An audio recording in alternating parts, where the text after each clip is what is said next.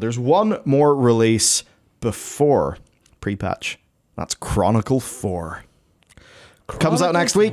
Volume 4 releases the 16th of July, and I hope you can get someone at Blizzard to send us one, because otherwise, if we get it from Amazon, it'll be a week late. I am...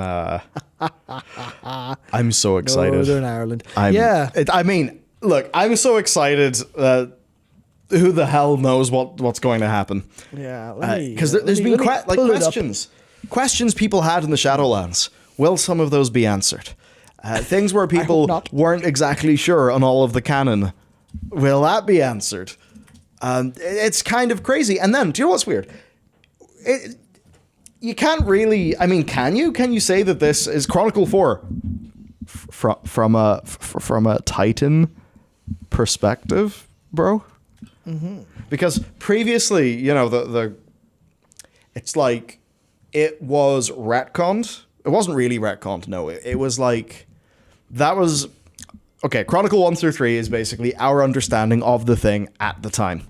But if new events happen that, that sort of change things up, well, the new events take precedence. So that's why, this is covering an era. A very tumultuous... This way as well, it's like World of Warcraft Chronicle number 4. Everything we need to unfuck. That's the unofficial subtitle. Yeah, outside of Mists, which is fairly clear cut in a bunch of ways, you can kind of go, well, there's Mists, that's fine, whatever. Everything else is going to be, actually Legion's clean enough, but... It's BFA in Shadowlands. Yeah, Warlords, BFA and Shadowlands, seeing how they comment on that, because obviously this is going to be, it's been written over the past couple of years, This is going to be a full-on, here's the word of God recanonizing the stuff that we want to from the game. So it'll be interesting to see how much of, do they explain any of the middle parts of Ural storytelling here? Do they talk about Shattrath at all? The arrow. Remember there's an arrow and it looks like it could be Illyria's, and it was just a little hint that they left. It was one of the weekly garrison visitor quests. Yeah, you're correct. We both played quite a lot of Warlords of Draenor, by the way. So I wonder if they will canonize that. There was lots of Void stuff in that expansion. I again wonder if they'll further that a little bit. I remember there was talk of Rathian exploring about the place. We never really met him, and it always felt strange. Rathian was like the driving... Admiral Taylor, right? Huh? He was tied into the Admiral Taylor stuff, wasn't he? Yeah. He seemed to be. Mm-hmm. It's like he dropped by, and then after he dropped by, everything went to shit. Rathian special. There you go. Yeah. So there's maybe more stuff with Admiral Taylor. Again, probably biggest waste of a character that I think Blizzard have accomplished. I used his greatsword for ages though, so not all waste. He lived on in your thoughts. There's lots of interesting little things. I really wonder what direction they'll go, and I suppose a lot of the speculations, things like that after Battle for Azeroth. So talks about the Horde Council stuff, who's necessary, or who's basically getting on with each other. There's a lot of State of Azeroth stuff, I think, that's real interesting for them to do. And then Shadowlands. How? Yes. How is a good question, because you look at what's supposedly in it. It's packed with fresh story insights, gorgeous visual artwork, maps, cosmology charts, character family trees, and more. And obviously, one of these is the. Oh my god! Can we finally have a Windrunner character tree that just lays out all the flipping dates? So we're doing an Illyria video, and the amount of people who think that Illyria is maybe, a few hundred years old or something. Yeah, it's pretty big. Now, canonically, she is 2.8 thousand years old at least, because there's stuff that says that she fought in the Troll Wars, but there's also stuff that says that Sylvanas just happened to fight the local trolls.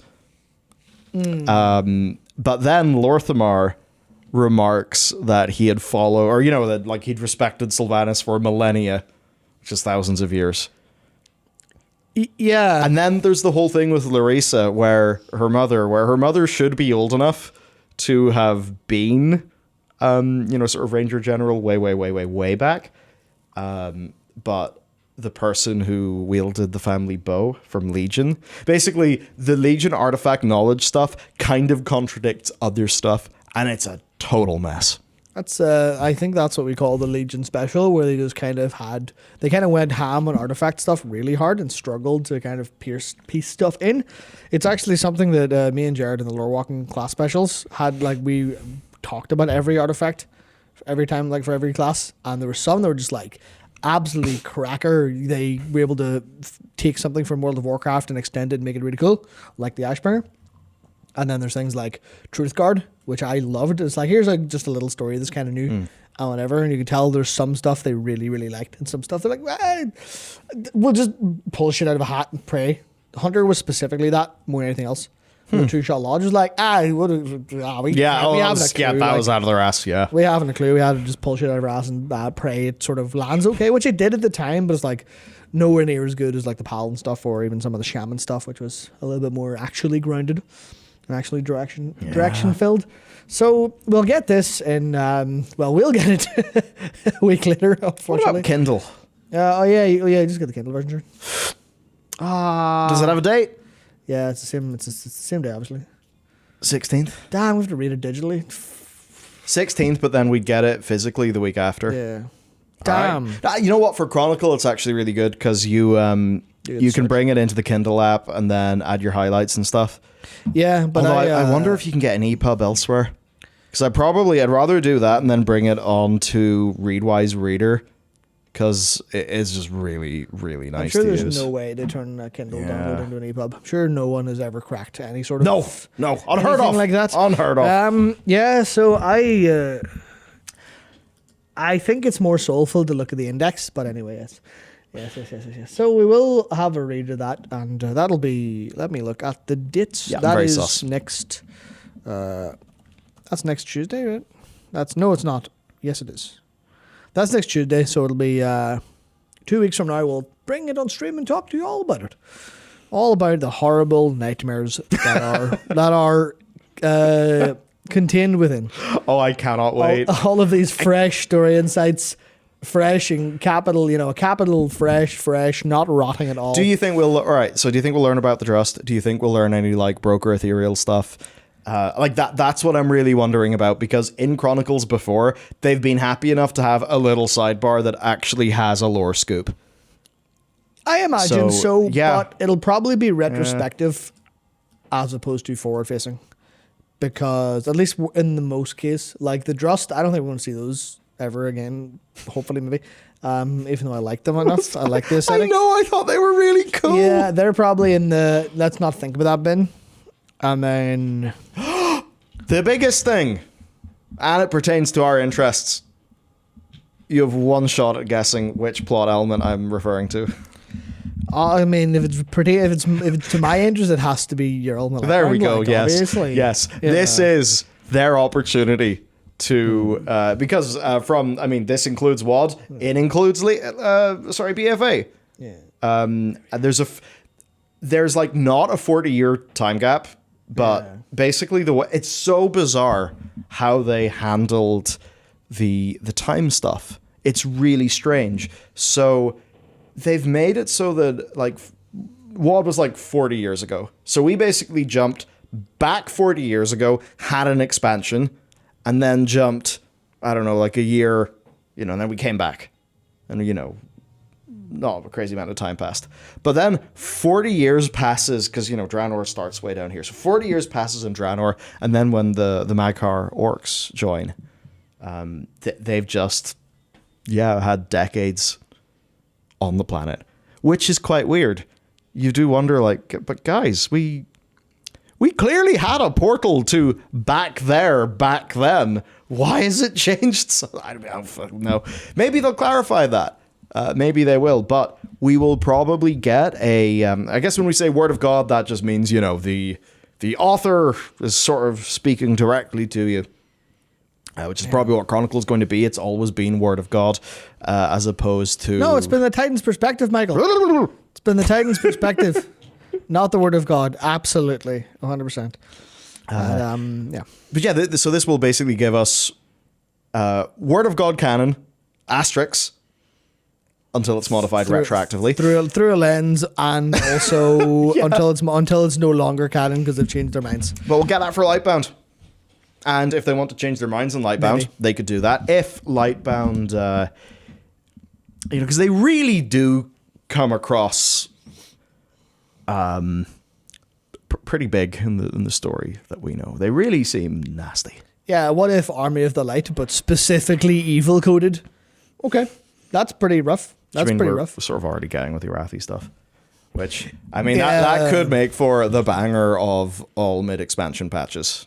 It's that's like I guess the big question there is: are the Arathi a replacement, or are the Arathi a like an addition or a stage setter for that?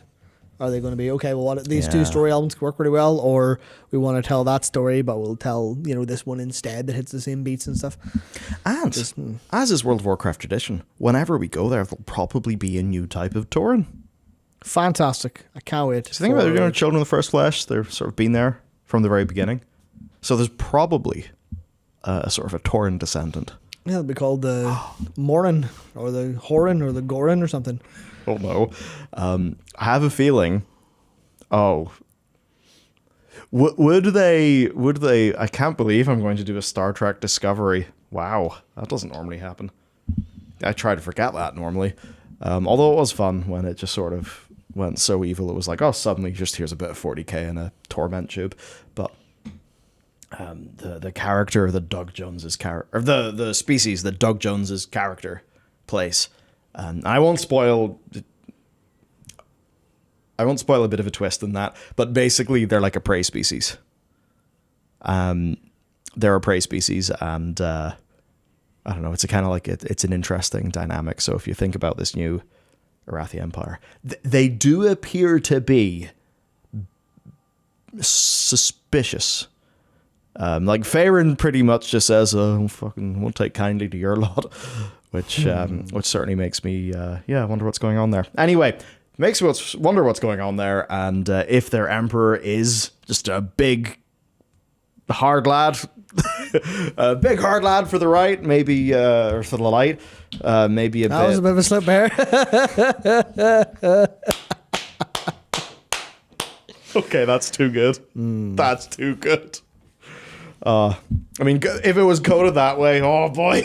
That would be really funny.